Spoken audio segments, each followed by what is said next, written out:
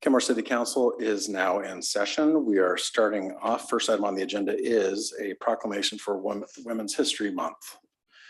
Whereas throughout history, women of all races and backgrounds have played a vital and significant role in shaping the course of our country and our world, despite facing barriers and discrimination on the basis of their gender, sexual orientation, race, and ethnicity. And whereas women have also made innumerable contributions to every aspect of society, from the arts and sciences to politics and activism, and have worked tirelessly to improve the lives of others.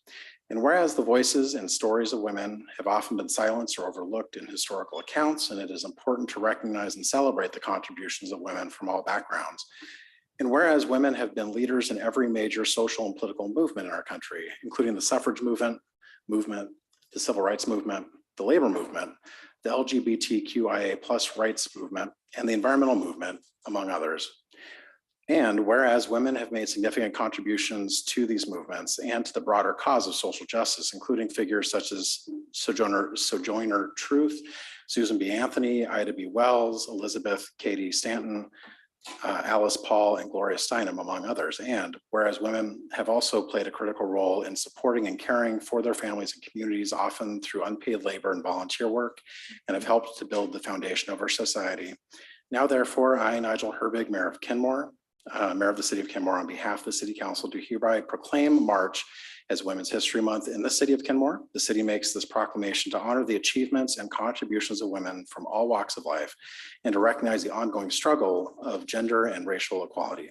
We celebrate the legacy of women who have paved the way for progress, and we stand with women today as we work to create a more just and equitable society for all.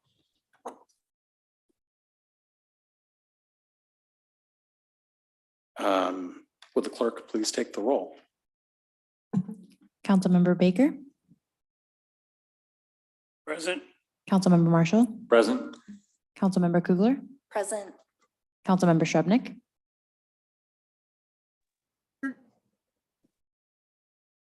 Mayor Herbig. Here. Deputy Mayor O'Kane. Present. Councilmember Shrubnik, or sorry, Councilmember File. Present. All present. Would you all please stand and join me in the flag salute?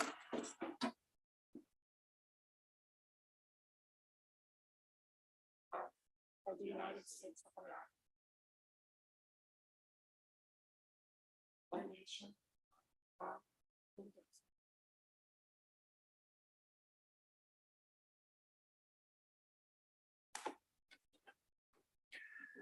Next on the agenda is approval of the agenda. Unless there's any objections, the agenda will stand approved as published. Seeing no objections, the agenda stands approved. Next, we have a presentation, public records request, presented by Public Records Officer Teresa McAllister. Microphone. Good evening, Mayor Herbig, Deputy Mayor. Oh, Deputy, what do I do? Get slideshow. Sorry about that. Good evening, Council. Thank you for allowing me to come this evening to talk about our public records program.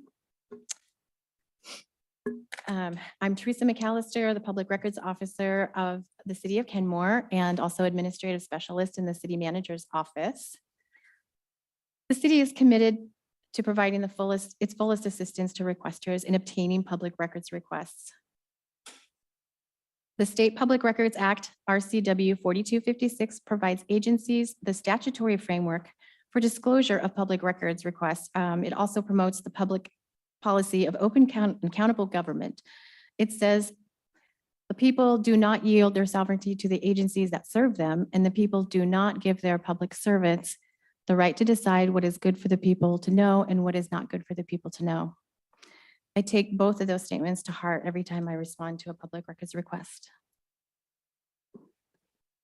Responding to public records requests is a core service of the city, as well as a mandated function of the state. To inform the public how to access public records how accessing public records will be accomplished. We published the rules of procedure in chapter 1.10 of the Kenmore Municipal Code. A copy of the rules of procedure can be found on our website and also can be viewed at City Hall. Now a little bit about my role as the Public Records Officer. The PRO, as you can refer to me as, assures that a request for public records is processed according to the rules of procedure and in a timely manner. A request comes in, I work with the department who would own the records and gather those records. I review them for responsiveness as well as exempt information, and finally provide the records to the requester. For some requests, I'll need to call out for legal assistance depending on the complexity of the request and the content of the records. My other responsibilities as the PRO are managing any city code updates regarding to the Public Records chapter, arranging for Public Records Act training for all staff, and submitting the annual Public Records Data Report to the Joint Legislative Audit and Review Committee, also known as JLARC. And I'll talk about that a little bit in a little bit. First, let's look at some Kenmore's public records data. The purpose of the slide is to show the number of records processed the last few years and the average amount of time by hours it takes to respond to a request.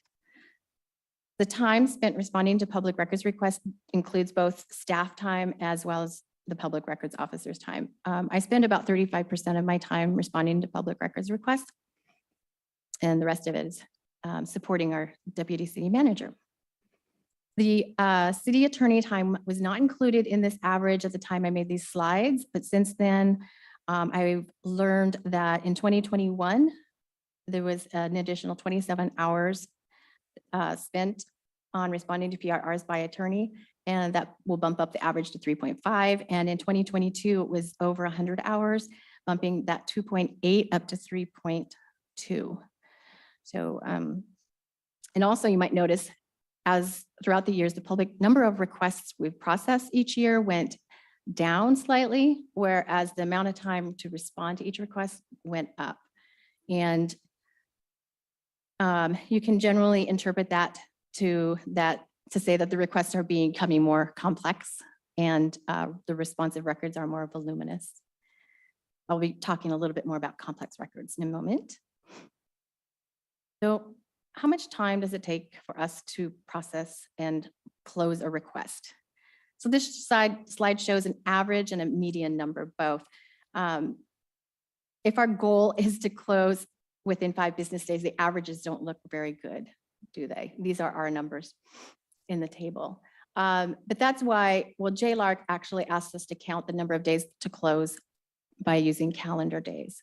So since the median number of days is 7, then we can conclude that it's actually takes us basically 5. The majority of our requests are closed in 5 business days. The larger numbers and average, of course, is due to those complex and voluminous records requests.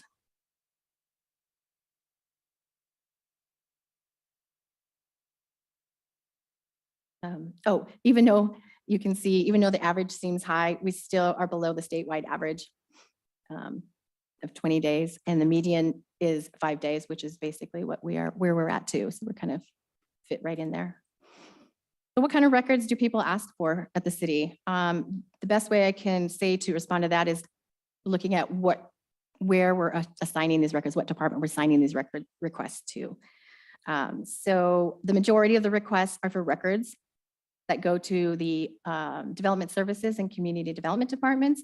They're asking for building permits, code enforcement files, park development project records, comprehensive plan updates, and any planning initiative type records. And 25% of the records that we request that we get are split basically evenly between the remaining departments: Public Works, Finance, Human Resources, to the city clerk, and the city manager's office. Some of the requested records can be accessed through the city's website. Records such as the city's council and planning commission meetings, ordinances, resolutions, public facility construction projects, and more. This makes my life a lot easier when I can just provide a link directly to the records or to the, for the requester. And then the last 5% of the requests the city receives are for records that don't belong to the city. For example, I know you might wonder about the police records, but we have the King County Sheriff's Office. They prefer that we go ahead and send requesters directly to them. We do not retain any police records here. And then like any records relating to fuel tanks, hazardous materials, Fire code violations go to the fire department. What else? Sewer and water records go to North Shore Sewer District, or yes, Utility District. So I'm sending these requesters to different places, although on the website, we do have, reference to where they can get those records. So what does make a request complex? The following are actual requests the city received last year and is a good example of the type of request that generally will extend the full response time to longer than 5 business days. For the first request, all records relating to 2 parcels. So the first thing I want to do with that is go back to the requester and say, well, that's a lot of records, and give them a list of potential records that we can identify via a parcel number or an address. And in this case, we did provide some example of record types, and they came back and said, no, we want everything. So the strategy there is to go to each department, and then from there, go to each city function and determine what type of records we could locate based on an address and a parcel number. 8 installments of records later, 440 documents, we were able to close the request in 183 days. The second request was for ordinances that relate to, communications that related to 2 ordinances about tenant protections. And it wasn't, so communications, of course, that's email and text messages. So it takes a while to go out and reach out for text messages, but also the email communications were quite a few. Plus we had to determine a date range where we would most likely find email communications relating to just those 2 ordinances, because in between those 2019 and 2020, of course, is the pandemic, and there were some temporary tenant protections, but this requester did not want any information about those. They just wanted the permanent ones. So anyway, also those records, these emails had to be reviewed. A selection of them had to be reviewed by the city attorney and identify the correct RCW for withholding some attorney-client privilege information as well as work product. And that took 12 installments, over 1,000 documents, that would be emails, 271 days to close. And then the last one is a project. It's a construction project. They all wanted all records. They were pretty specific about what they wanted, but we had to reach out to the construction project manager who we have a contract with. So the documents that we needed to respond to the requester with they were not in the city's possession immediately. So we had to go work with their schedule. Also challenging in this request was the size of the files, and as well as the way the request came in, we had to do some translating about what kind of record, what type of records they wanted versus what our project manager was calling them. So it just took a while. That was 11 installments, again, over 1,000 documents, and it took 147 days to close. That's a complex request. These make me want to go take a coffee break when they come in. All records. Just a quick note, this is the last slide about the Joint Legislative Audit Committee, Audit and Review Committee report. In 2017, RCW 4014-026 was adopted, which requires that all public agencies with staff and legal costs associated with fulfilling public records requests totaling $100,000 or more during the prior year, that's a mouthful, during the prior year must report to JLARC on 15 different public records request metrics. Other agencies do not need to report. Kenmore, they can voluntarily report. So Kenmore is one of those that voluntarily reports. So we do not spend over $100,000 on responding to public records requests. I wanted to share a couple introductory statistics of the 2021 JLARC report in hopes that it'll spark some interest in you going to the JLARC website and viewing their full report. In 2021, 735 agencies provided some kind of response to JLARC, while other agencies provided no response. In the 215 submitted actual data, and 520 indicated they were not required to report. And I thought this was kind of interesting. As for the remaining 1,700, the no responses, JLARC found that 82% of those agencies had annual operating expenses of less than $10 million. If these 1,400 agencies spent up to 1% of their operating budgets on responses to public records requests, they would be under the threshold and not required to submit data, which explains. The thing is, even if you're not required to submit data, they do ask the agencies to submit the report making that statement. So I think some agencies are not getting that at this point yet. And then the second table just shows a response rate by type of agency. And you can see that it's a lot of data there. It appears that for the cities and towns that do not meet the spending threshold for reporting, there's more of those than there are that are required to report. But unfortunately, the 22% of cities and towns that submitted data do not separate out those agencies that voluntarily submitted data. Maybe Kenmore is one of them. I don't know, maybe they're the only one. I'm not sure. And then, by the way, of the 215 public agencies who reported data, we learned that 357,075 public records requests were received by these agencies during 2021. Now, that's a lot of access to a lot of public informational assets. Thank you. Do you have any questions? Questions? I'm not seeing up here. I want to thank you for your work. I know how incredibly important it is for the public to have access to our records and be able to see kind of the inner workings and decision-making of the city. So thank you for everything that you do. I know it's not easy. And I know we don't make it easy for you sometimes either, but thank you for the presentation and thank you for what you do. You're welcome. Good night.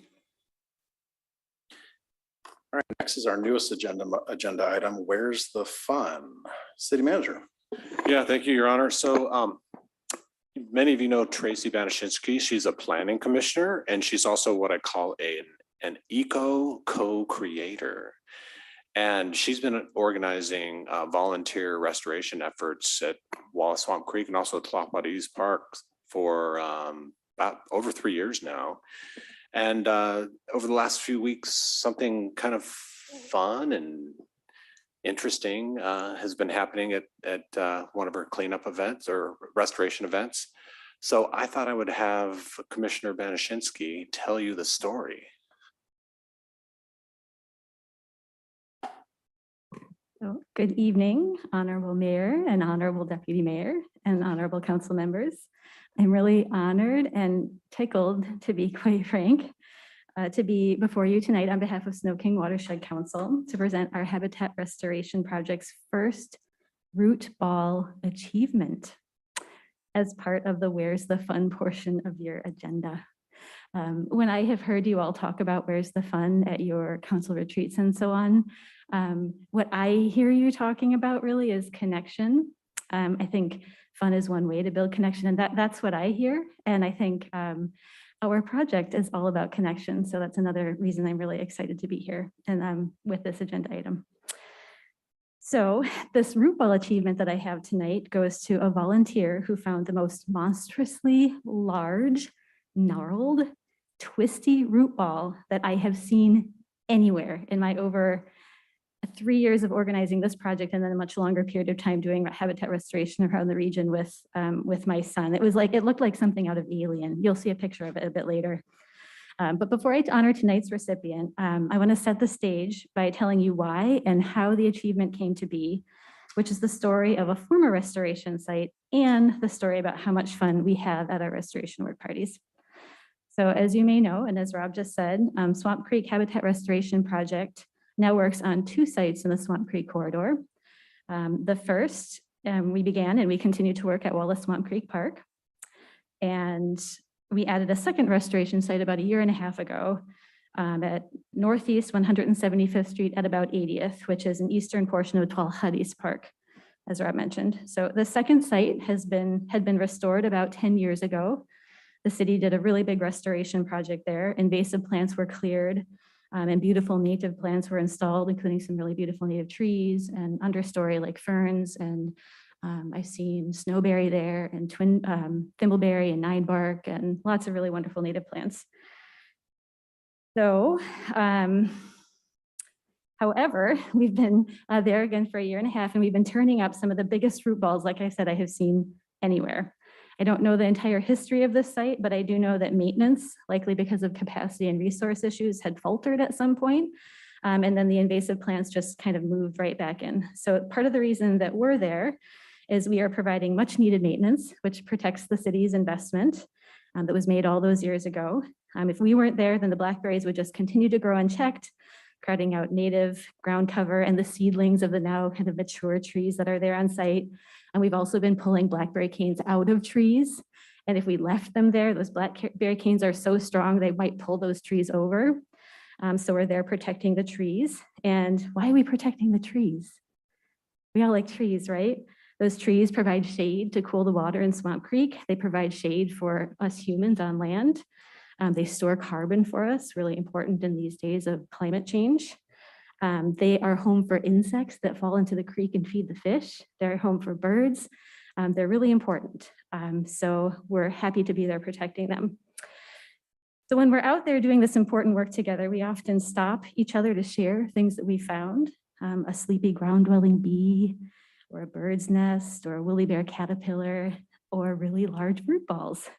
So that's what was going on one day at the second site. And what we're doing when we're doing those things is really like we're marveling together. We're connecting, we're being together, we're making our connections with nature, connections with each other.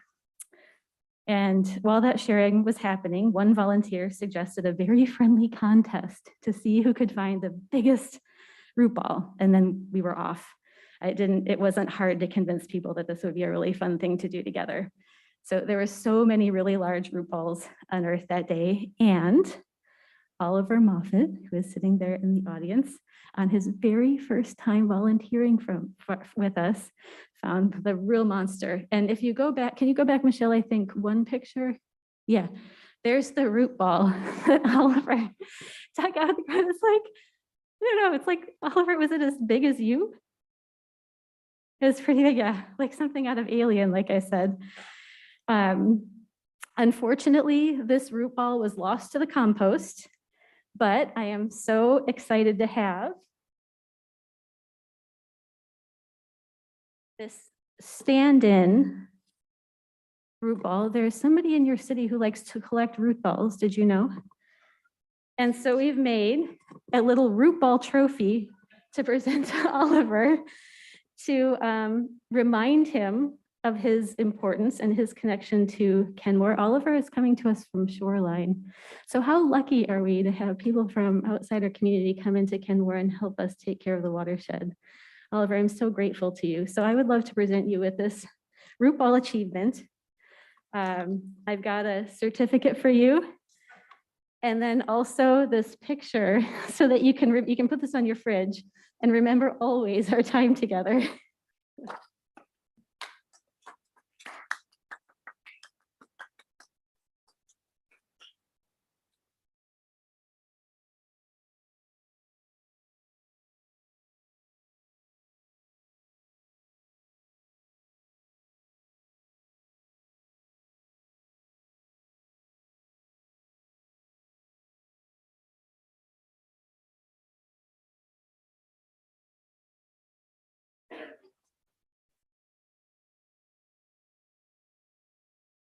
And thank you, City Council, for supporting us in this important work. It's an honor and a privilege to do it, and a lot of fun.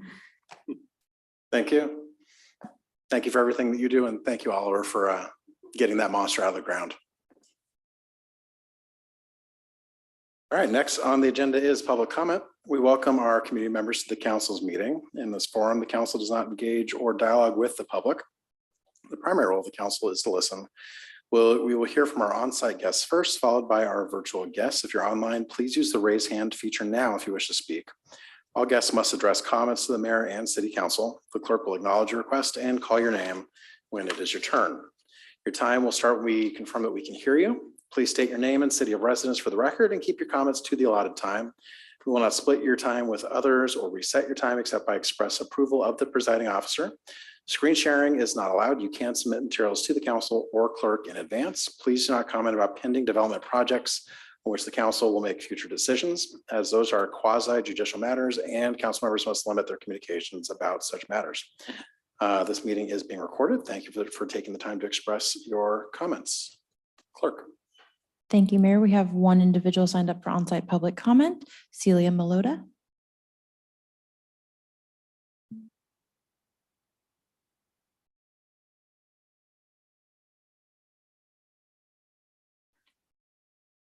Honorable Mayor and City Council, this is my first time, so please bear with me. My name is Celia Malota. I am a resident of Kenmore. And today my 9-year-old reminded me that it's important to speak up for things we believe in, and that is ultimately why I am here.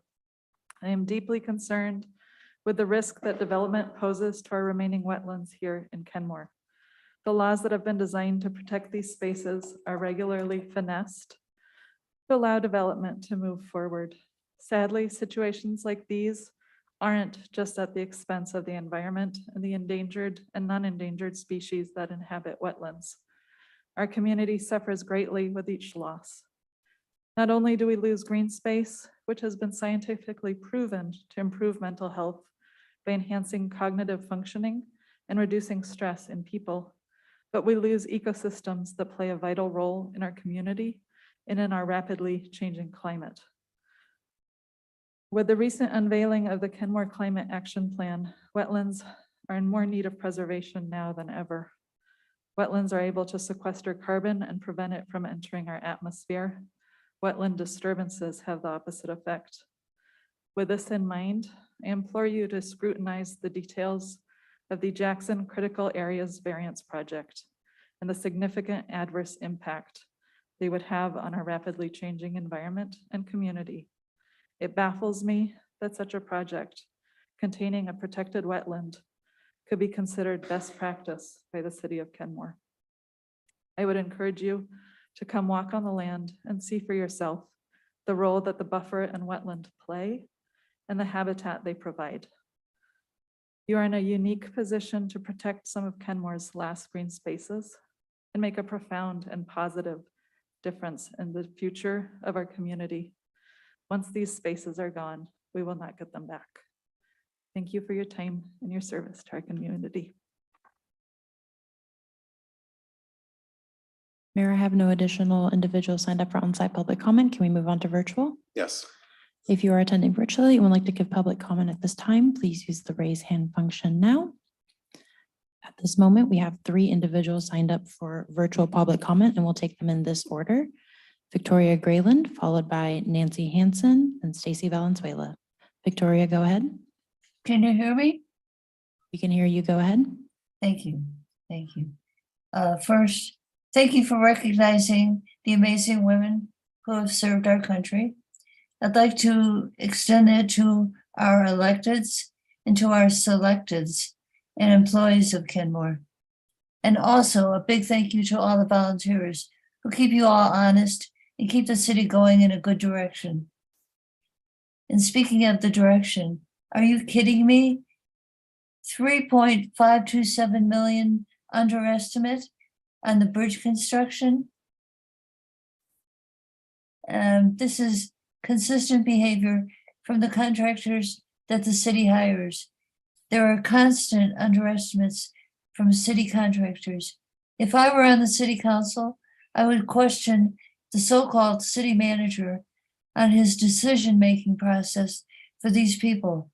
How does he always decide to hire people who consistently underestimate the price of their work? This is mismanagement. But hey, the citizens of Kenmore will always pay and pay and pay. I'd like to see the new invoice for whatever they forgot to include the first time. Isn't this engineering firm experienced in this kind of project? Hard to believe they would actually need to update their billing. Humans have been building bridges for thousands of years. I guess we had an extra few $1 million just sitting around. Why charge a 4% tax on recycling to pay for a climate director? Why not just dip into the city manager's slush fund for overpaying all of our contractors? Why not have some oversight over the city manager's actions? I'd like to add, we're so lucky there are no rails in Kenmore. Those poor people in East Palestine, Ohio, didn't know what hit them. It was the greed of a rail company coming up against the incompetence of local and federal government, kind of what we in Kenmore have endured for 50 years from the asphalt plant. Last week, I went to the King County Board of Health meeting. I missed the public comment time. I was going to ask David Baker about the epidemiological study I requested 15 months ago, or is it 16 now? So he sent someone in his to vote for him. But I was very, and I heard a very inspiring talk from Cook County Health employees about the infant mortality rate. And I wondered, Thank you, Victoria. Your time is up. thank you. Nancy Hanson, go ahead. Hi, I wanted to say first, thank you for Teresa McAllister for explaining SEPA a little bit, but it was pretty overwhelming, I guess, the facts. And I thought maybe we'd learn a little more about the process that we can use. I also have to say, I heard a talk by a man who I think he was on the council in Kirkland for years. I don't know if he still is, but he was the go-to person for people who needed public information. And I heard him speak one time, and it sounds to me like we have a little more right to more than what I was hearing from Teresa McAllister say tonight. So I think it's something we need to pursue. And I just wanted to say tonight the experiences I've had with SEPA and my comments about what I think. So if the city takes the full legal 10 days, we may not be able, let's see, it's about the viewing documents, I guess, the time we have. Let's see, we have 21 days from the time they are listed. And so if the city takes the full legal 10 days that they can take, we may not be able to see the comments, anything in those records for 9 to 11 days after. And I know our city attempts to get them done in 5 days, but it can and has taken the 10 days. And that's about half the calendar days of the comment time. So it seems like that whole system is kind of swayed against the public. And then the other question is on what comments make a difference. Do comments count more if they're backed up with evidence and research? Or the person who says he doesn't want lighting on his street because it won't allow fish or salmon to survive? To what extent is SEPA really open to the public, not just those who have the qualifications in language to know how development can be stopped when it clearly violates regulations? I doubt if it can be here, at least so far, by using best practice. I think that's just ignored, actually. And a lot of people say nothing because they don't know, they know it won't matter if they speak up. So we all wonder if our comments are taken into account or not.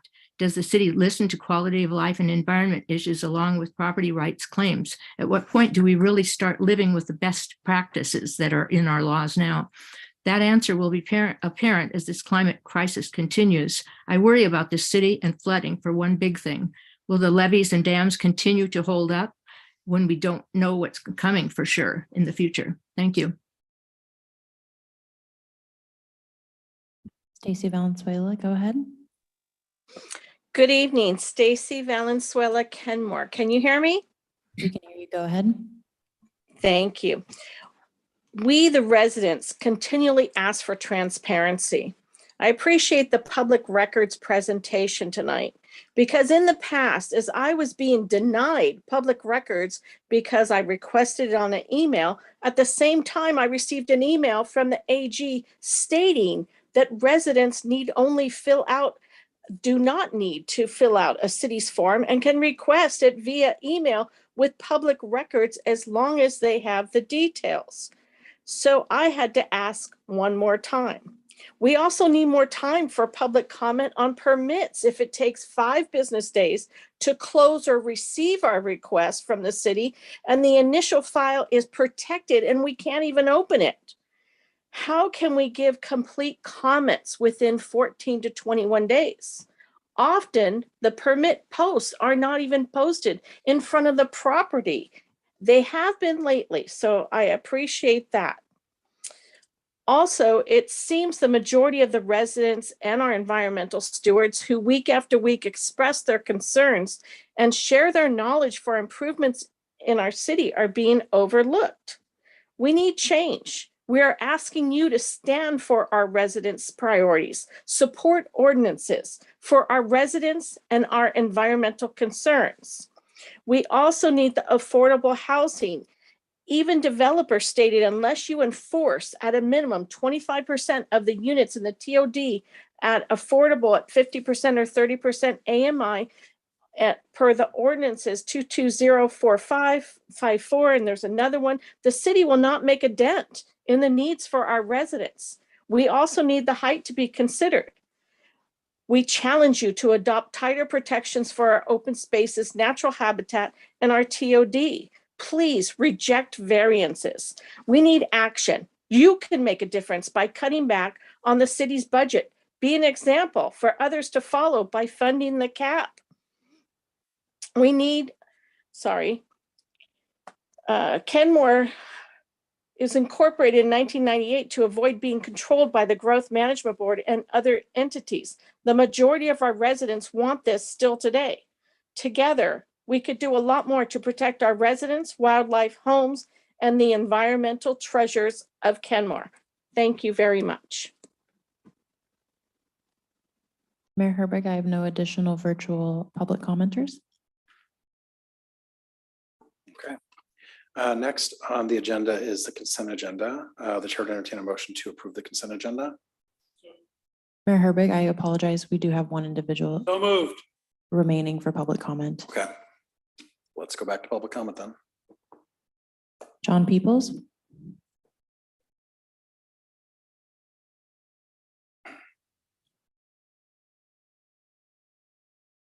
John Peoples, when you're ready. Good evening, Kenmore City Council. I'd like to add some names to the proclamation that somehow were overlooked this evening. Anita Bryant, Carrie Nation, Supreme Court Justices Sandra Day O'Connor, Amy Coney Barrett, Abigail Adams, Dolly Madison, Clara Barton, and Captain Sally Tompkins. That is it. Thank you. Mayor, I have no additional hands raised. All right, consent agenda. The chair would entertain a motion to approve the consent agenda. So moved. Second. We have a motion and a second. I have one quick piece of discussion before we move on. I'm asking because it came up during public comment, and I've also seen people, I've also seen this confusion pop up during, well, online.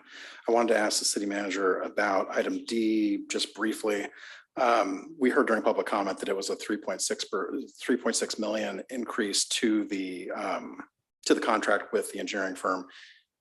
But I just want to confirm it's an increase to an already existing contract of what, $148,000, something like that. That's correct. It's a $143,000 increase. Okay, and this is within our budget that we have for the bridge. That's right. It's within the bridges project budget. Okay, thank you. I just want to get that clarified. Any further discussion? If I can just say the reasons for the increase are detailed in the agenda bill.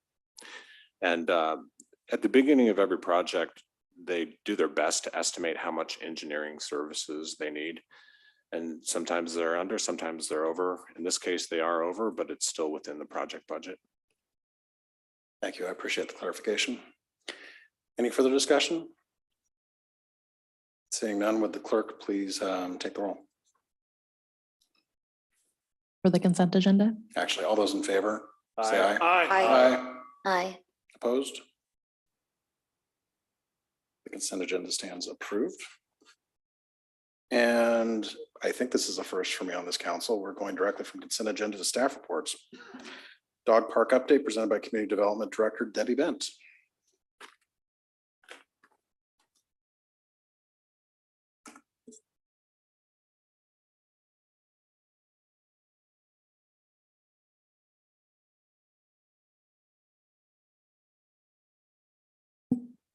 Good evening, Council. If you might recall, last year, Rob Seymour gave you a report about dog parks. And as part of that report, we promised we would come back and give you periodic updates. So that's why I'm here tonight. And there's not a lot of news to report, but I guess this is the periodic update for no news. No news is good news sometimes. So when Rob presented the report last year, he outlined that there were dog parks within 10 minutes of the city borders, but probably where there was a lack was more in the northeast quadrant of the city. And also outlined that an ideal site would probably be between 0.5 and 1 acre in a non-residential area. And he also outlined some of the barriers to providing a dog park. At that time, we had been in contact with King County to consider potentially Big Fin Hill Park, which, as you know, is just south of Kenmore's border. It's in Kirkland. That would be sort of the closest option. King County are currently doing an assessment of potential dog park locations. So Big Fin Hill would be included with that assessment. And they're expected to continue that assessment for the duration of 2023. So any potential action would be in 2024. I think if you recall, there was potentially some problems with providing a dog park at Big Fin Hill Park, but this would also be part of that assessment. The other potential was the city of both collaborating with the city of Bothell. And the city of Bothell are also potentially doing a site assessment. They were originally going to start that in 2023, but that has now been deferred to 2024. And Bothell is willing to add study areas to look at in Kenmore as part of that assessment plan to widen the scope of search, which would then benefit both Kenmore and Bothell. So again, more to come. It's just sort of delayed. So at this time, what we would kind of recommend is that we continue those communications with both King County and the city of Bothell, and we'll keep you apprised of any new information that comes forward. That's my update on dog parks. Questions? All right. Thank you very much for the update. Thank you. Next up, gun buyback event update presented by Kenmore Police Chief Brandon Moen.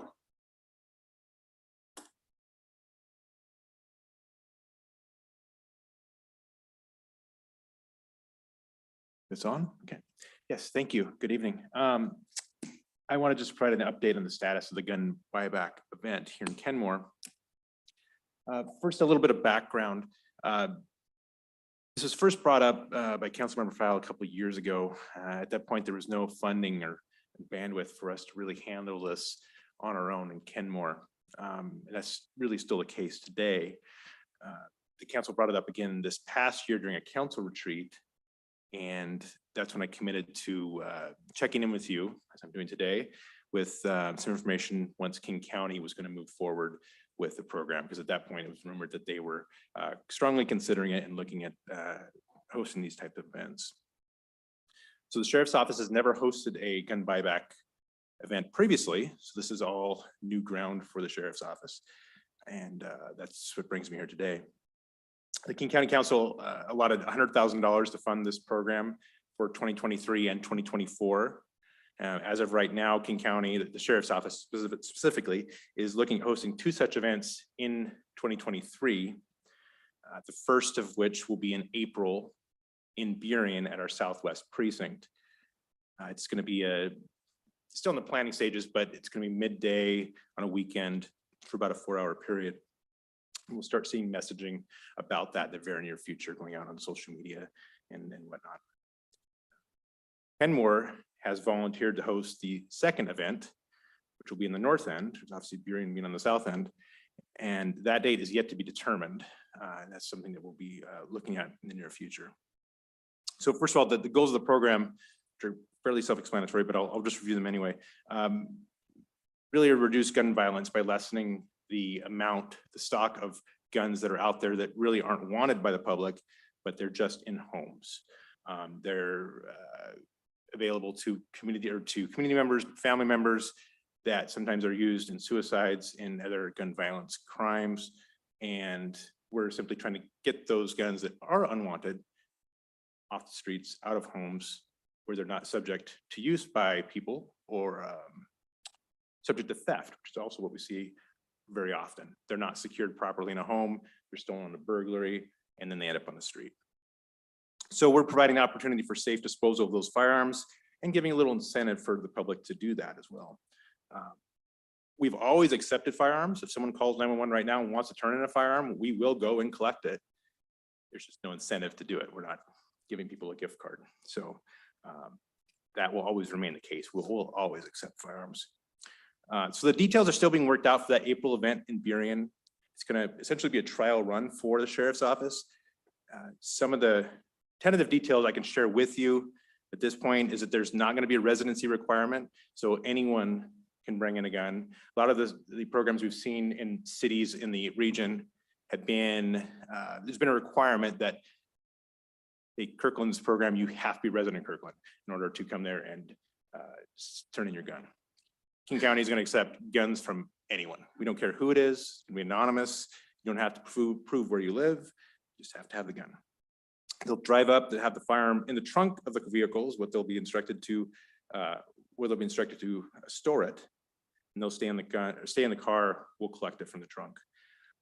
There'll be a scaled payment of gift cards, depending on the type of firearm that they're turning in. So if it's like an antique or non-functioning gun, you're going to get a lesser gift card, and it scales up from there for a little bit more for a shotgun, a little bit more for a pistol, and then at the very top being a semi-automatic rifle, should someone wish to turn one of them in. So those are some of the details that are being finalized now for that April event in Burien. This is a big undertaking. This is an event that does require a lot of logistics and a lot of staff and a lot of cash. So it does require multiple units from the sheriff's office to carry this out, being security, traffic control, packaging, and submitting all of these firearms. They all have to be individually traced. We have to run, see if they're stolen, and there's a whole process of packaging them and getting them into evidence. That requires a property management unit from the sheriff's office, armorers, explosive technicians in case it's something unexpected comes in, which often they do at these events. Not to mention just the accounting and the auditing that goes along with tens of thousands of dollars of gift cards. All that has to be audited and tracked very carefully. So it's a big undertaking, and not only data entry and tracking all this, but something the sheriff's office is excited to do. And we're excited to host that event here in Kenmore later this year. So once we do host it here, some logistical issues that we're have to work through. We do not have a police station. Obviously, we do not have a dedicated evidence area to package all this stuff. So we're going to work through those issues once they come up when we do it here. But we're excited to host the event later this year, and we're really getting the benefit of having the event, putting Kenmore's name on it as being the host, but it's really not costing us anything. So nice part. So with that, I'll happy to answer any questions. Deputy Mayor. Chief Moen, I don't have any questions, but I do want to express gratitude. As a council, we take gun safety very seriously. And I'm very thankful that the city of Kenmore is the city in the North End that gets to host this event. We have, it's a big accomplishment that we're in that position to do this, and that we're able to take action so soon after the Ingram event is really excellent. I really appreciate your research and thorough explanation of what we can expect with this event. So thank you for your dedication to public safety and what you can do for gun safety, we as a community in Kenmore for our region. So thank you. Councilman Marshall. Thank you for that, and thank you to everybody who pushed the idea and brought it up in council member file. and Councilmember Deputy Mayor O'Kane for thanking us as well. Thank you both. What happens to the guns and the gun metal after they're turned in? Ultimately, they're destroyed. I couldn't tell you exactly what happens once they're melted down. It is a lengthy process. The guns are held on for quite a while within the property management unit, just to make sure that they can be very careful that they were not used in a crime, a serious crime. Because if it does come back that that particular firearm was used in a murder, they can try to trace it back and try to do some further investigating. But ultimately, they'll be melted down. What happens to that metal itself? I have no idea. Yeah. Any other questions? Councilmember File. Thank you, Chief. I really appreciate your time and consideration bringing everything back to us. I was so kind of brokenhearted the last time you came back to us and let us know that there just wasn't the funding there. And we were amidst a pandemic, and so funding was going on everywhere else, right? We had to respond and serve our surrounding communities appropriately during that time.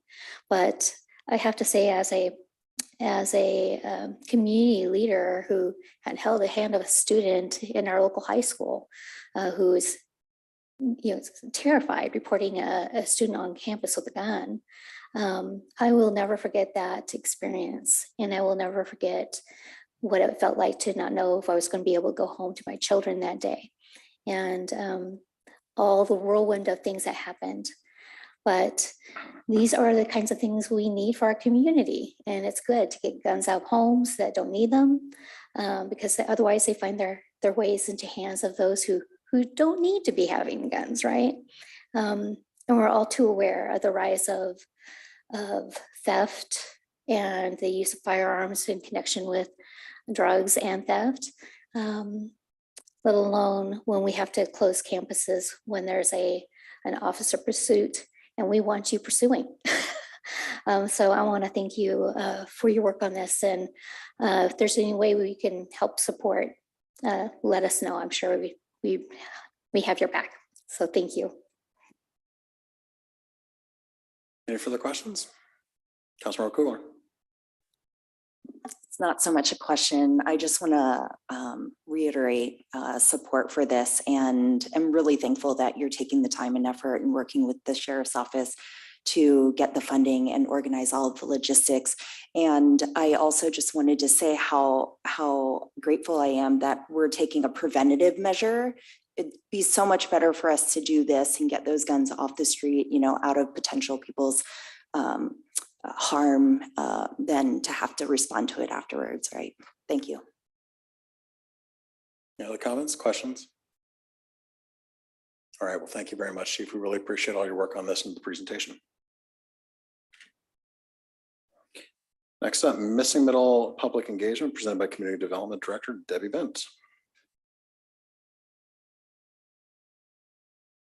Should have changed up the order of these and put yours back to back. I can get a few more steps in this way. So, Missing Middle Housing, as you recall, was a 2021 and 2022 work program item. It was part of the Planning Commission's docket work program. And then the recommendation was presented to Council in 2022. Council adopted comprehensive plan amendments that support the future implementation for missing middle housing, but did not adopt those implementing regulations last year. In December last year, the city was fortunate to receive a $170,000 grant from the Department of Commerce for actions relating to missing middle housing.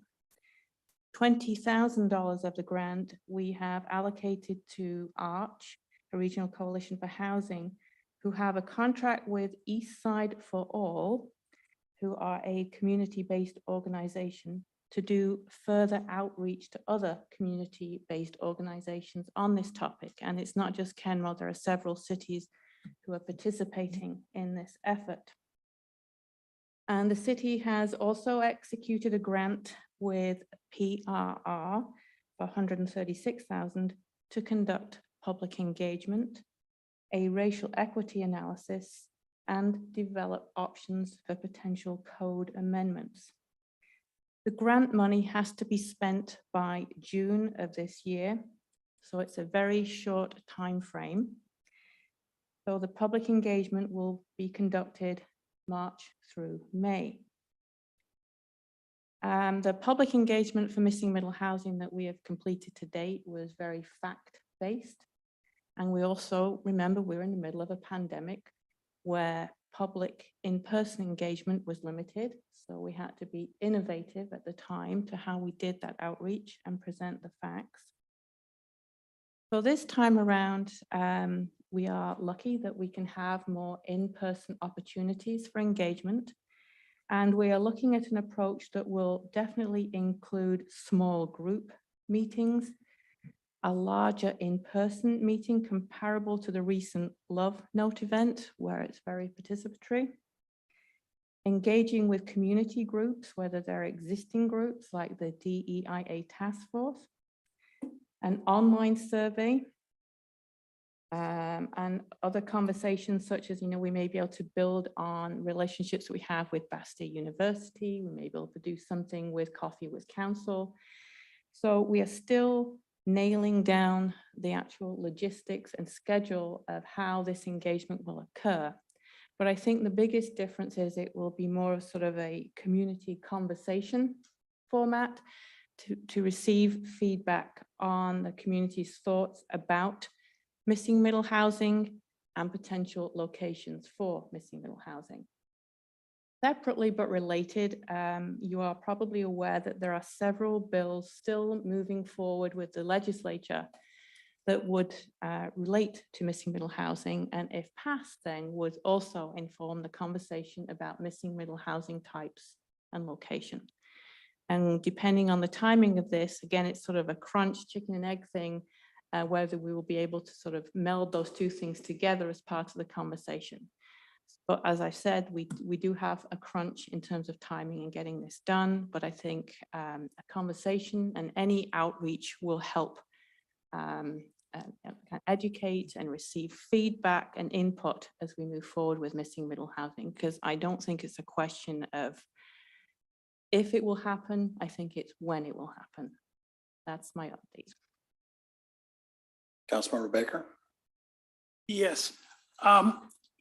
In this missing middle housing, it seems to me like a year, maybe 2 years ago, we passed an ordinance dealing with accessory dwelling units. What's happened with that? Are we making any headway with accessory dwelling units? Well, I wasn't prepared to discuss accessory dwelling units this evening, but you are correct. Council did pass an ordinance related to accessory dwelling units. So you've set the table to be more flexible to allow accessory dwelling units and the number of accessory dwelling units. I can come back, I'll provide information on how many units have been provided since council passed those. I don't have that information for you tonight, Councilmember Baker. No, but isn't that affordable housing? I mean, if you're building a smaller unit on a bigger piece of property, isn't that property affordable by nature because it's much smaller? I think that is by default. Building something smaller is going to be more affordable than building one larger unit. Yes, the level of affordability, again, I think it's a question. Yes, but it's also the question with the other affordable housing we're talking about. We don't know. We have no idea what the pricing will be for it. We don't, it's market-based, but I think it is safe to say that it would be more affordable than your typical single-family home. So I guess I would like to see something happen with ADUs before we talk about breaking up single-family neighborhoods. I think we have to attack the question of affordable housing on many levels.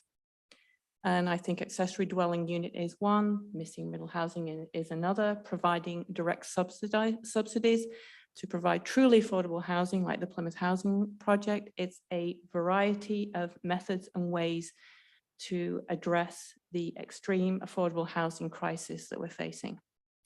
And again, a lot of the big cost seems to be land. Have we looked at implementing something like Kirkland has done, whereas you can have an ADU on the property, but the ADU stands by itself and not with the property and can be sold? Again, I wasn't coming to prepare this evening to talk about accessory dwelling units. If council wishes to have an update on accessory dwelling units or consider further amendments, maybe that is a topic for a future council agenda. Okay, I'll bring that up then later. Thank you. Councilmember File. Thank you.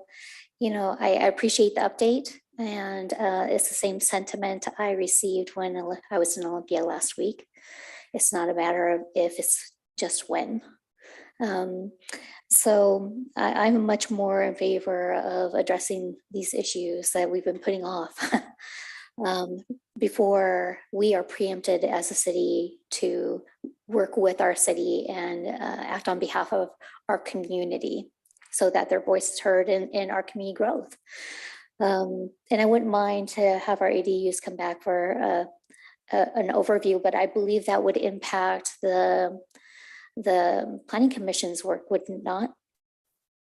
This wouldn't have to go to the Planning Commission. If it's an update to council, we can do that as an update to council. Great, thank you, I appreciate that. Councilmember Marshall.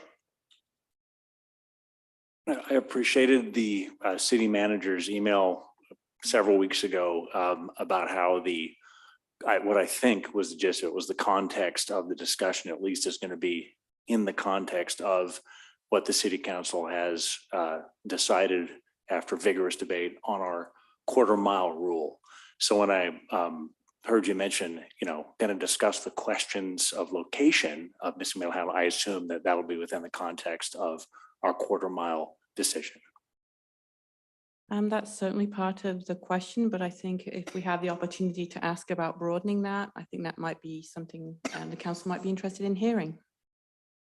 I would move that as this council has already decided after vigorous debate, and especially in light of, I think, our right to make our own decisions in Kenmore, as opposed to what's coming down from Olympia and what we're being told that we're going to have to accept, that we stand up for our citizens and just give it a shot and say, okay, let's for right now direct that our staff is going to frame these discussions in light of our adoption of the quarter-mile rule to transit for missing the middle.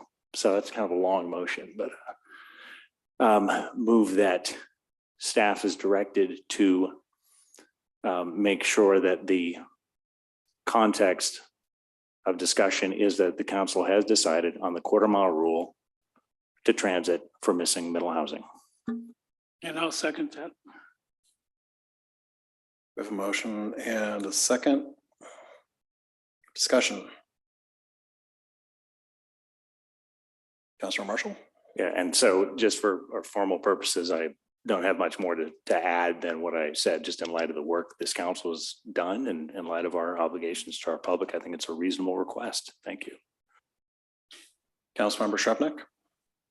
Yeah, could I just ask for a clarification of the motion? What do we mean by the context? I mean, it seems like when staff, create a forum, they're always providing the background for that forum, which would include what council has always already brought to the table around it. Is there more to your motion than that, which they would normally do?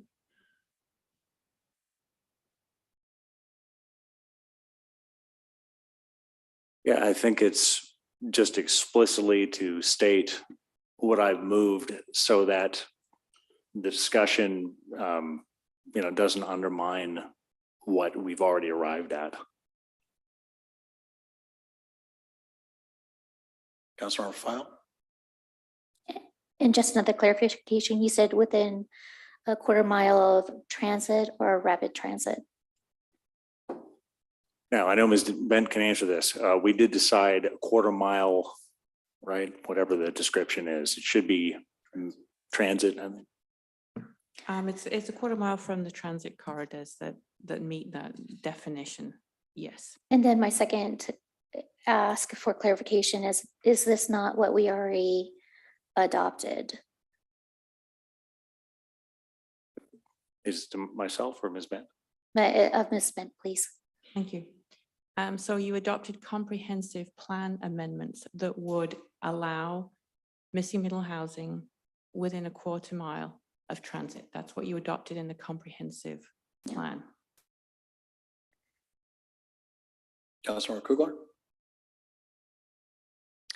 I also have a question for clarification purposes. So I want to make sure I'm understanding the purpose or objective of the public engagement process.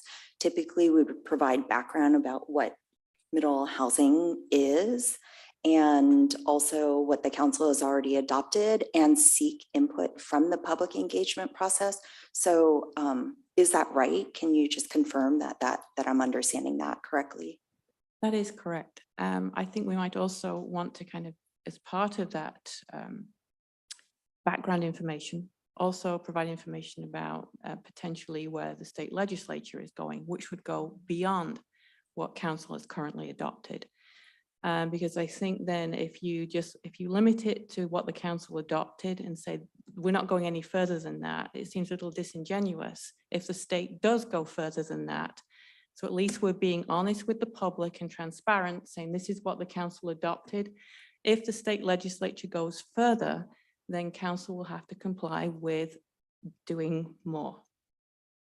Okay, so then thank you for that clarification. So given that that's the purpose of the public engagement is to inform them of what it is we're talking about and what we've agreed to and what the state legislature might also decide, I also feel like it would be a bit disingenuous to limit what they should be discussing or their feedback, the public's feedback. It could be even more limited or greater than what we've decided as a council.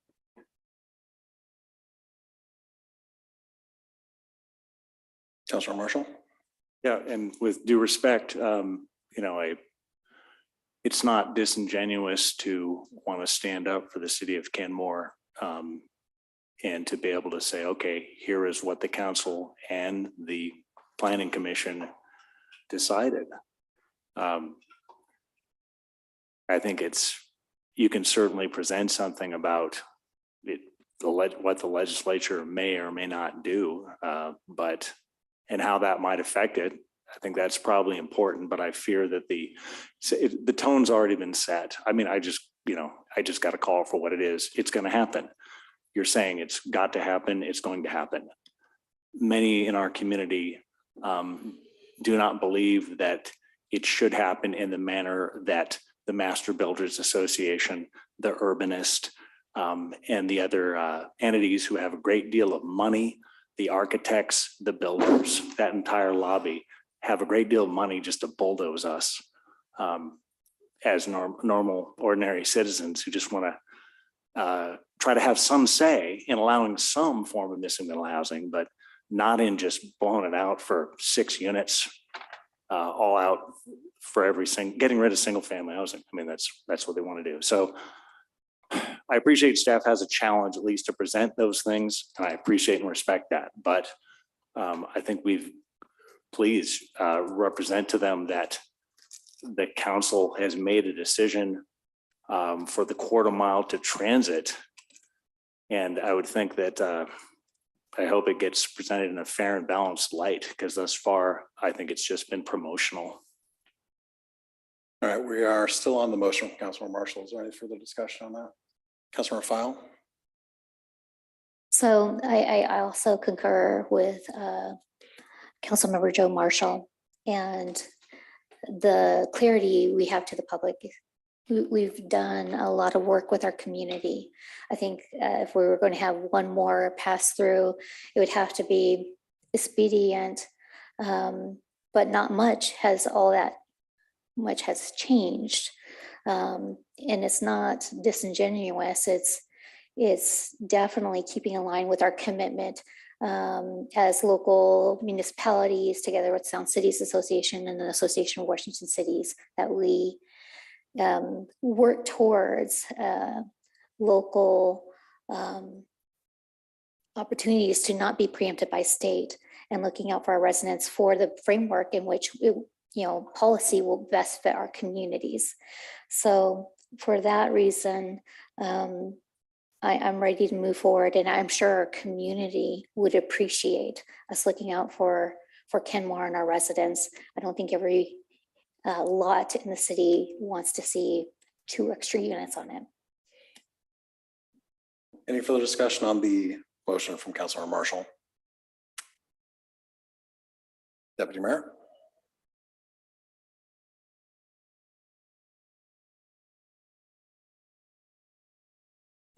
I trust our city to come back with us with an honest description of what's on the table when the time comes.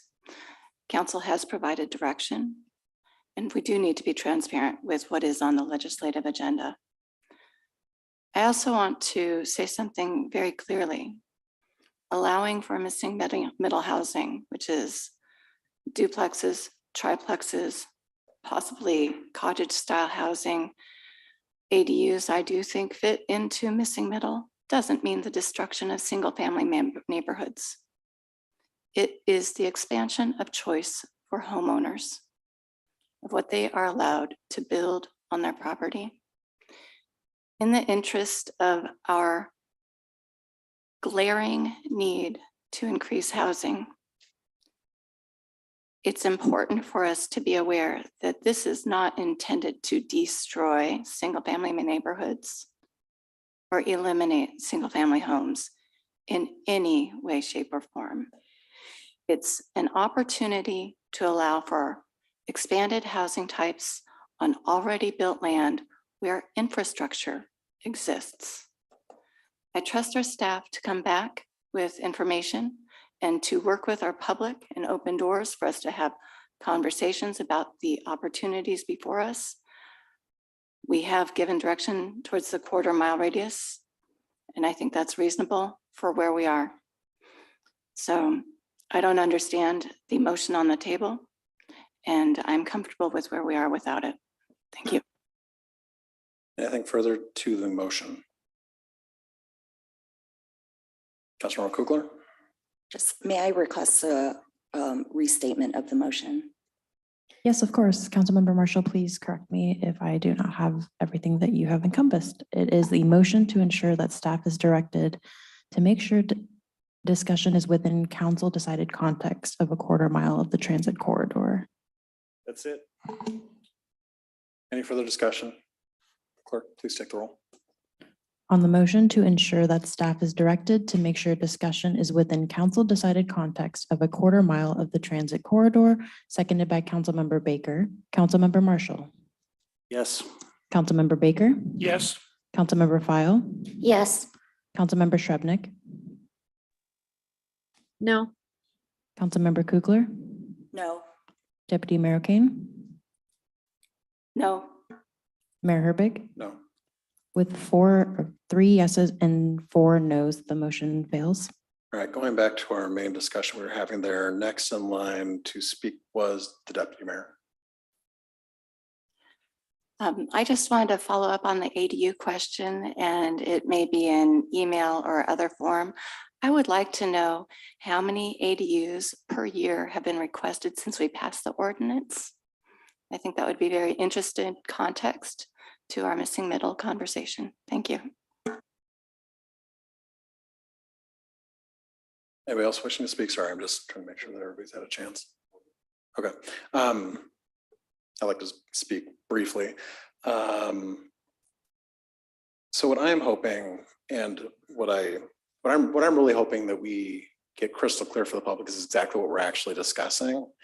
Because what I heard during public comment was a lot of people scared about things that we weren't discussing. People were talking about Ballard, people were talking about all sorts of development proposals that didn't fall within what we were discussing, which was simply duplexes or triplexes that are the same size as what can be built for new single family or smaller. And I'm really hoping that we can have some really concrete pictures for folks of what exactly we're talking about. Because when we were talking about this previously and we had the presentation from Opticos, you know, they were talking about townhomes, they were talking about cottages, they were talking about all of these different things that actually weren't part of our discussion. And frankly, I think it muddled the public discussion around it because it confused the topic of what exactly we were debating in Fort Kenmore, which again is duplexes or triplexes in the same size or smaller building that could be built next to you when the house next to you is torn down because it's too old. Except it would have 2 or 3 doors instead of 1. So I really want to make sure that we're crystal clear with the public on what exactly we're talking about. I think visuals will be really helpful towards that. Comparing, you know, here's the new box that's going to be plopped down next to you when you know your neighbor sells their tear down versus this is the box that could be located there that might have 2 residences in it and what that looks like, so that we're just being as crystal clear as we can with the public what we're actually discussing, which is not what I heard a lot of during public comment earlier in the year or last year. Councilor Marshall. And it's also my hope that in addition to that, if we're going to discuss, okay, it could potentially or think about all locations that we do discuss, all right, what will be needed in terms of basic infrastructure. We can't just talk about a house. We can't just talk about a unit. That sounds like a real estate agent to me when they want to sell you something, right? They're just like when they want to sell you a house, it's like, look at the house. If it's a lousy neighborhood or if it's something else wrong with it, they're just like, look at the house, great house, wonderful house. That's not what we're just talking about here, right? We have to talk about, if we're increasing density, the impact on infrastructure. So it's got to be the impact on neighborhood infrastructure, not just the sidewalk in front of the house, but the sidewalk extending. So I hope that we can discuss impacts on sidewalks as we need, impacts on that would be needed for code enforcement in the city, impacts on stormwater, impacts on the environment. We hear architects talk about infill so much. Infill, it almost sounds like landfill to me. It's the architectural salivation, almost salivation, I'm saying, because they just can't wait to get their hands on the backyards and the rest of the open space that we have there. It's just killing them to look at it. So I think we got to talk about preserving open space too. I'd really like to see that discussed. Thanks. All right, going back through the line, Councilmember Baker. Never mind. Mayor Herbig. Yes. Councilmember Shrubnik has her hand raised. Oh, okay. Yes, Councilmember Shrubnik. Thanks. This is for Debbie. I am needing a reminder, and maybe it'd be helpful for the audience too, of when we will have kind of the council discussion and the public engagement around some of the things that we haven't been discussing so far. So in other words, when we will have those opportunities for things like cottage housing and small houses on small lots, split lots, things like that.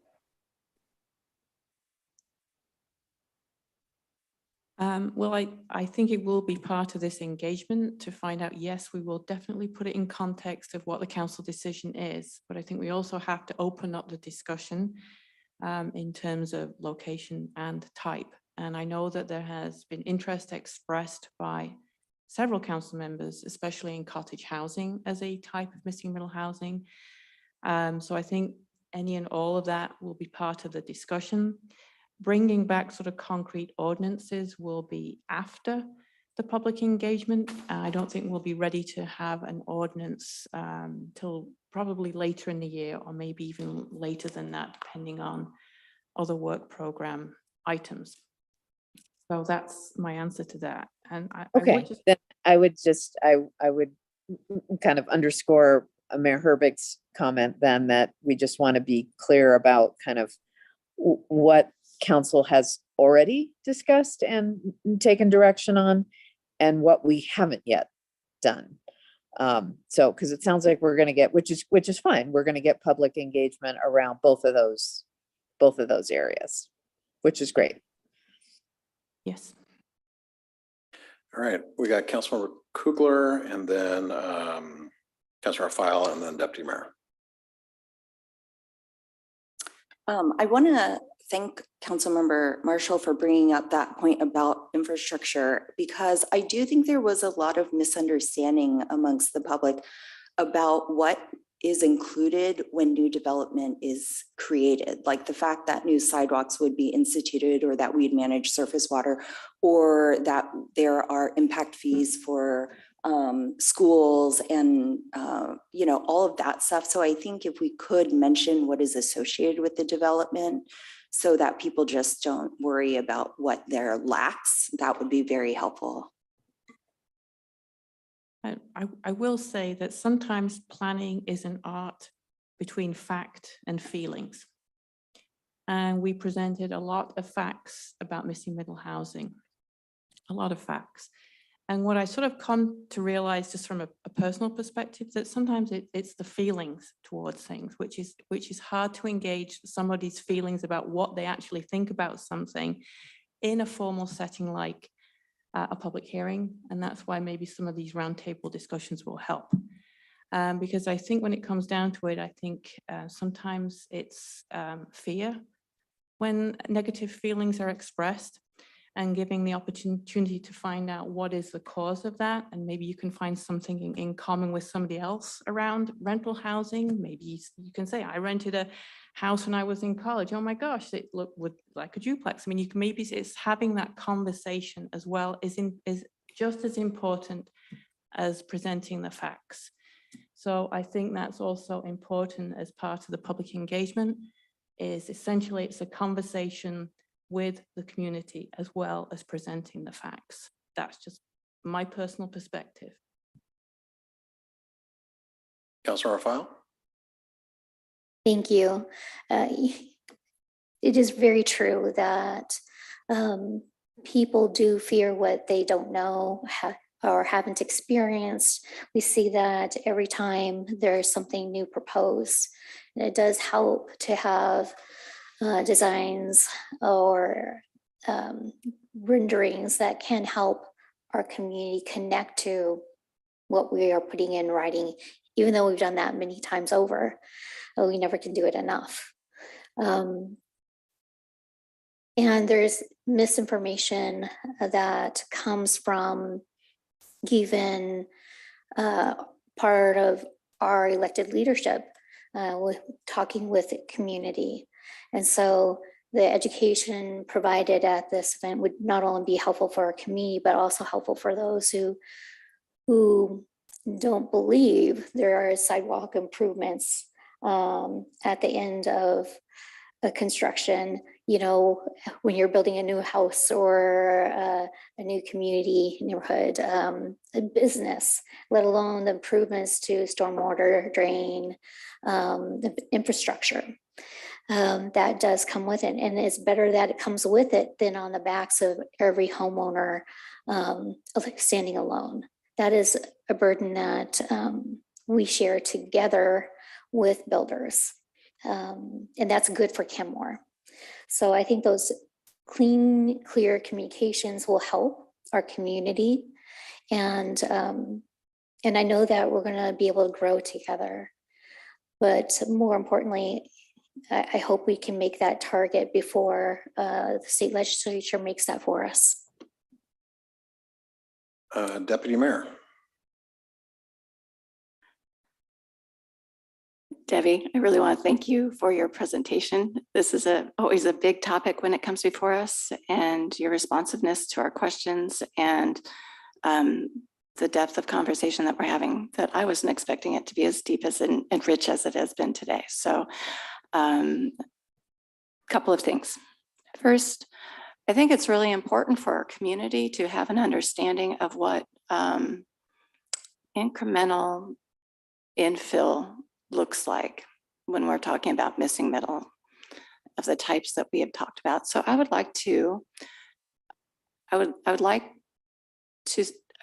think it would be good for our community to have the statistics about what other communities of like size to Kenmore or similar or regional, what the pace of adding triplexes, duplexes, ADUs, and other forms of housing is in reality versus the perception.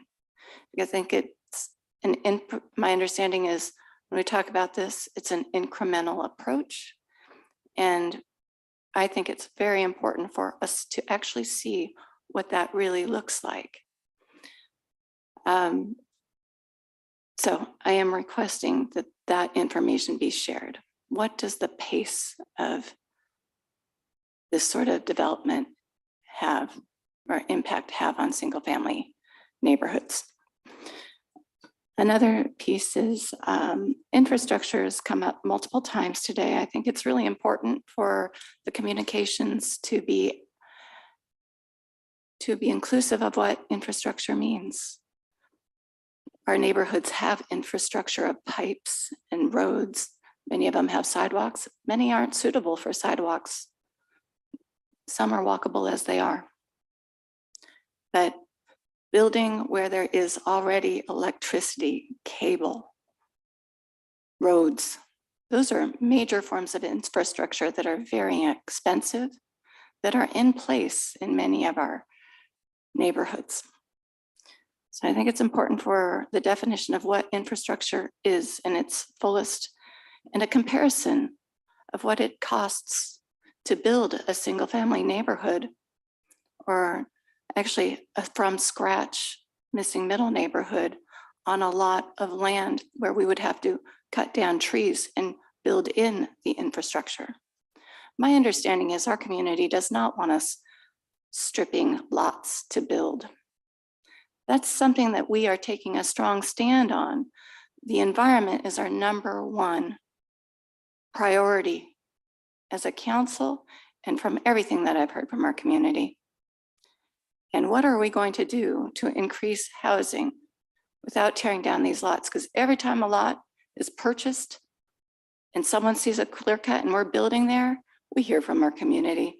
Honestly, it feels like I'm socked in the punch when I see a lot torn down. And I know I'm not alone with that. So what we're talking about is preserving the nature that we have and providing opportunity for incremental infill. And maybe, it's a theory, it's philosophy, whatever, but the state is coming forward with this information. Our community needs facts about what incremental missing middle type housing increases have impact-wise on neighborhoods by numbers. We're in a crisis on multiple levels. We don't need to go down that road. It's very important that we come at this with facts. What is infrastructure? Is it a corner store? Is it a gas station? Or is it roads, sidewalks, communities that already have pipes? I want to know what we mean when we're talking about infrastructure. Because what I see is we have a lot of infrastructure in this city already that we can build on. We don't need, and we all have a comprehensive plan and plans to be adding sidewalks as we speak. A lot of the connectivity that we're talking about is already in progress. And I'd like to make sure that as we're talking about missing middle, it is very visible how much we are working on those footpaths. So I'd like our staff to ensure that we have facts about what infrastructure means and the impacts of what it looks like in other communities that have already implemented missing middle type ordinances. Thank you. Councilmember Baker. Give it to Councilmember Marshall, please. Councilmember Marshall. Thanks. Yeah, I definitely agree with presentation of facts. And I, again, trust, and I know you can be objective in it. You've stated that, you know, your position is you believe that it's inevitable. Let's, you know, have that experience with the citizens to see what they feel about it, right? Leave it open. They may say, hey, we only want thus and such. We only want this much, whatever it is. So I trust you're going to do that, make it all objective, and do explore or try to explore issues on, you know, what will it look like if we're going to put in the triplex or whatever it is, or as the legislature wants, a sixplex, I think it is, up to each lot in a neighborhood that doesn't have sidewalks, where then people will be forced to walk in the streets when the cars are all parked on the streets, or the traffic is increased in the neighborhood by a factor of 18, you know, if it's 6 times 3 for 3 cars per house. What's the impact going to be on the existing trees? What's the impact going to be on the stormwater or runoff? I just like people to be able to understand that side of it too. Again, it's not just with the real estate agent telling you, hey, just look at the house. We got to look at everything. We got to look at what our citizens are going to be dealing with if we're taking such a radical step. Thank you. All right, any further comments about the public engagement on missing middle? All right, seeing none. Thank you very much, Ms. Bent. Thank you. And last but not least, city manager report. Yeah, you may recall you authorized 2 new positions, Housing and Human Services Manager and Climate Action Plan Manager. We started recruiting on both, and the applications for Climate Action Plan Manager closed on Friday. And so we're reviewing the application, see which ones we're going to interview. So we're moving that along. The Housing and Human Services Manager position is open until March 17th.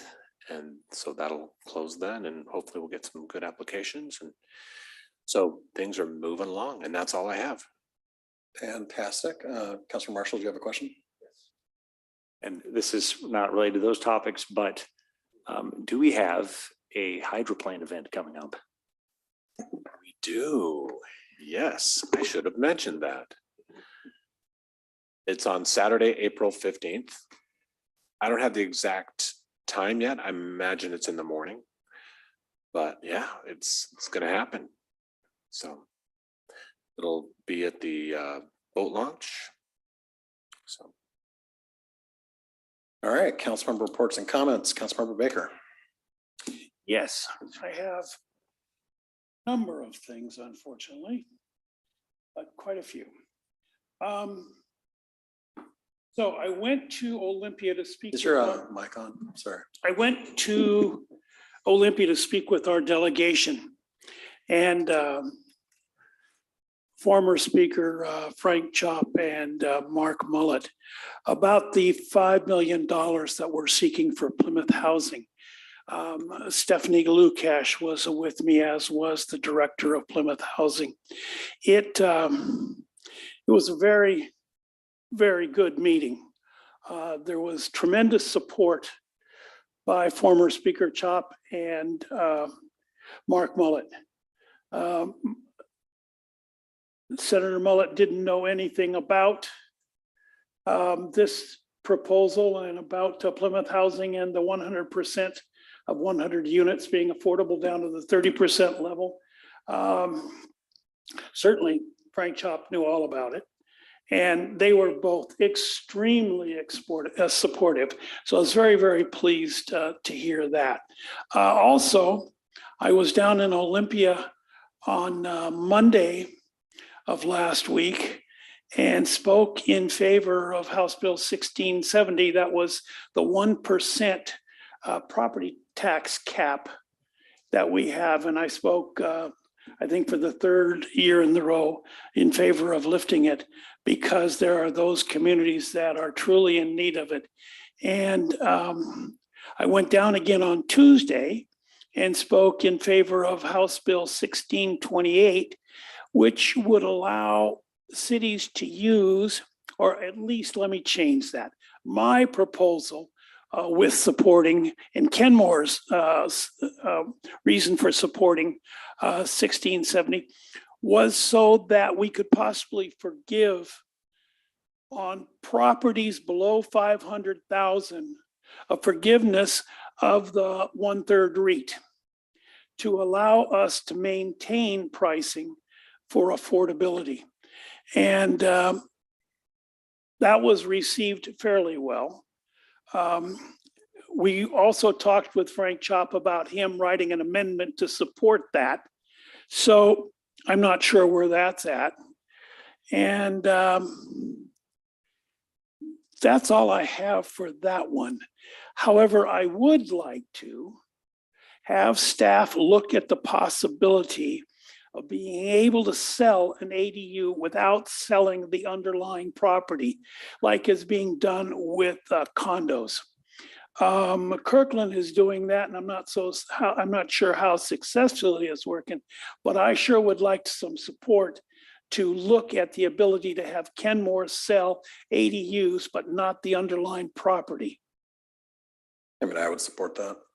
I support that too.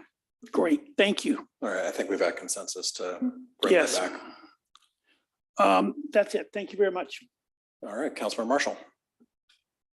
Thank you all for the discussion tonight. So backyards, if we ever have a major disaster here and we're in need of some agricultural space, backyards could in a pinch serve as a place for growing more vegetables and food. And in fact, in Northwest Kenmore some time ago in the 30s, I think if Wikipedia tells true, that was part of a lot of the large lots in the Depression in Kenmore were part of the Back to the Land project of FDR in order to have people be able to grow food while they weren't making too much money. So that's one value of backyards. And then just want to appreciate everybody who's got those little signs in their backyards in Kenmore for the ecosystem, my backyard ecosystem, just something on the value of our backyards when they're not just a, awful, was it Kentucky bluegrass lawn, whenever it's just that, but some good uses for backyards. Councilmember Kugler. Nothing to report today. Thank you. Councilmember File. Thank you. I'll be attending the Eastside Women's Leadership Conference tomorrow. It's coming up so fast. And I help support the hazardous waste mobile visit to the north end of King County. Bothell Woodinville was a very successful weekend. It's amazing how much hazardous waste is collected each and every time they come around. I would love to be a host site for them here in Kenmore. But other than that, I look forward to our next and upcoming meeting. I think there is a lot that we discuss here tonight and upcoming. I look forward to the opportunity to consider to talk about missing middle entries and how they connect. Thank you. And I apologize, Councilmember Shrubnik, without you sitting next to me, I skipped over you. No worries. Thank you. So a few meetings, NPRSA, that's the North Shore Parks and Recreation Service Area, which supports the senior center. They are moving forward. This has been a long process, but they are moving forward and actually going under construction for pretty substantial improvements on HVAC, building envelope, and some additional improvements. So that's kind of exciting. The King Conservation District. We've been getting briefings on the myriad of projects that the King Conservation District supports. But one of the things that has been on their legislative agenda for several years is election reform. And as you probably recall, fairly recently, there was a special election for just one position on the King Conservation District board. I'm on the advisory committee, which is a little different. But the issue is those elections are, get very, very few people voting. And they're quite expensive. And so in the King Conservation District, and several others, but it certainly isn't unanimous across the state, there's been a push to have the election come at a regular election cycle. It's like a November election cycle. And so that is something that the King Conservation District and, like I said, several others are continuing to work on. So I just wanted to elevate that so people were aware of it. And finally, the Regional Law, Safety and Justice Committee next month, the RACER program, which is Kenmore and several other Northeast cities, used to be the radar program, the ride along with police, the behavioral health ride along program that we're now expanding with several other cities. That'll be the topic. So just wanted to flag that. And this last meeting, they talked about the, again, our efforts with other Northeast cities for the Crisis Stabilization Center. So Kenmore is, well represented in these tables, and I just wanted to flag that for folks. Deputy Mayor. I just want to say I love our new agenda item. Where's the fun? I think it's really a nice high point, and it's nice to see some smiles and really see the good things that are happening in our community and with our staff. So I'm glad it's there, and that's it for me tonight. Yeah, I don't have a whole lot. I had a great time with Councilmember Baker down in Olympia last week. Like you said, we had some very good meetings, and I think there's some really positive outcomes that we will see out of that. Although, again, I'll believe everything once budgets are published. I would also say, Councilor Baker was talking about House Bill 1628, the real estate excise tax for affordable housing. I was a little worried because it didn't actually make it out of committee before cutoff on Friday, but I have been told by multiple sources that it is necessary to implement the budget. So it's got that magical NTIB dust sprinkled upon it, so it is still alive. Because that, from the table I looked at, that could net Kenmore, that could get us $1.6 million per year to invest into affordable housing, which would be massive for a city our size. With nothing more to come before us, the Kenmore City Council is adjourned.